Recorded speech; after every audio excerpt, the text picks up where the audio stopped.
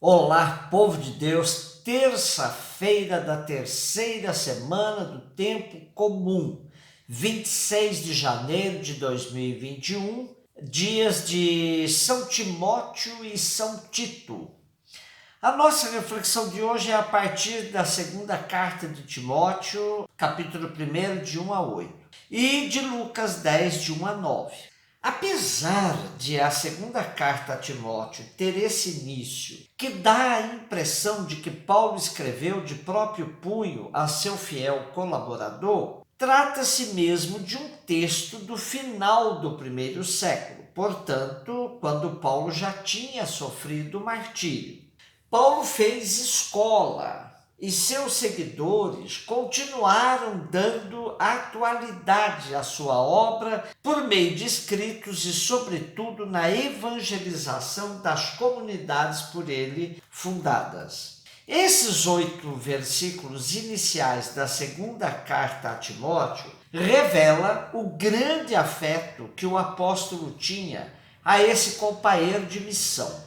Filho de pai grego e mãe hebreia, herdou do pai a origem do nome e da avó materna a fé judaico-cristã. Quando Paulo tomou consigo Timóteo para o seu trabalho missionário, o circuncidou, evitando bate-boca com os judaizantes. E pelo texto de hoje temos que Paulo também lhe impôs as mãos, que era um gesto ritual de conferir autoridade na missão.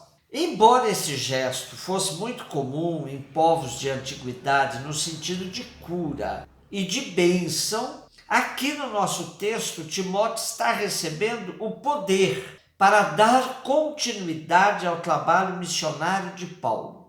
Transmissão de um dom, o qual é preciso manter sempre vivo, de acordo com sua característica própria, que é de um espírito de fortaleza, de amor e de bom senso. Reaviva o dom de Deus que há em ti. Isso poderíamos dizer uns aos outros, pois o espírito de fortaleza, de amor, de sobriedade ou bom senso recebemos no nosso batismo, pois nele todos os dons do Espírito nos são conferidos. Lucas 10, de 1 a 9. Acostumados que somos com o grupo dos 12, muitas vezes não percebemos que Jesus tinha um ciclo maior de seguidores. Hoje nosso texto nos fala do envio em missão de 72 outros discípulos, que Jesus orienta que saiam de 2 em 2 pelas vilas e cidades onde Jesus ainda passaria. Trata-se, portanto, de uma pré-missão. Discípulos verdadeiros precursores do grande missionário Jesus. A estes 72, Jesus dá orientações marcadas pelo espírito da urgência, pois o reino de Deus está próximo. Importante que para a missão não se deve levar qualquer coisa que seja obstáculo à locomoção e à celeridade. Uma das características dos missionários e missionárias é a capacidade de viver com estritamente o necessário. No caso de vida consagrada, como religiosa, religioso, um presbítero, isso é bem verificável. Quando um destes fica muito tempo numa casa, pelo próprio costume humano, vai acumulando supérfluos, coisas totalmente desnecessárias. Se somos transferidos com uma certa frequência, não dá tempo de acumulações e no ato da mudança também, somos chamados a fazer uma espécie de seleção do que entra na mala. Isso é importante. Esse conselho de Jesus, portanto, é profundamente atual para todos os missionários. E em meio a esse mandato missionário de Jesus, há mais 2 pontos importantes. O ambiente missionário, que é, em muitos casos, hostil, Eu vos envio como cordeiros para o meio de lobos. Aqui está o grande desafio da ação evangelizadora da igreja, que além hoje da hostilidade de uma sociedade violenta, onde a verdade não conta, mas somente a aparência dela, soma-se também a indiferença crescente. A rejeição aberta nos prepara para um diálogo exigente e desafiador, mas a indiferença nos ignora, faz com que a gente se sinta inútil e dispensável.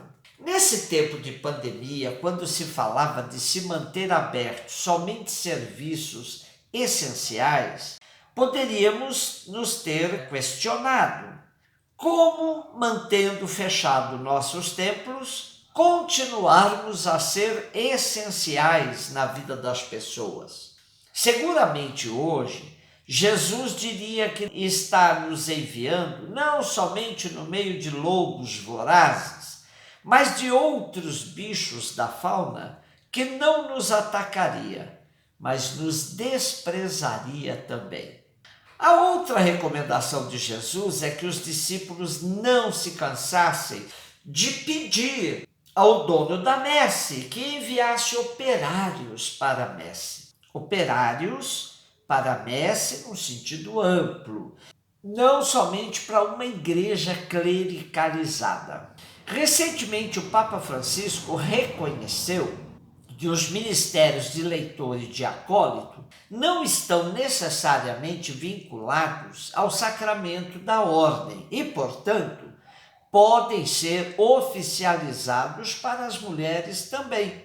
Na nossa prática pastoral, há muito tempo as mulheres participam desses dois ministérios, sem a oficialidade correspondente.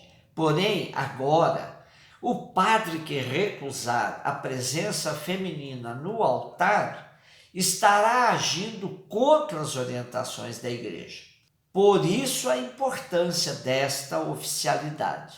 E precisamos ampliar ainda mais os ministérios reconhecidos e instituídos na igreja sem condicionamentos de gênero, pois Jesus mandou pedir ao dono da messe operários no sentido amplo, como era o quadro dos seus discípulos, e não somente padres e freiras.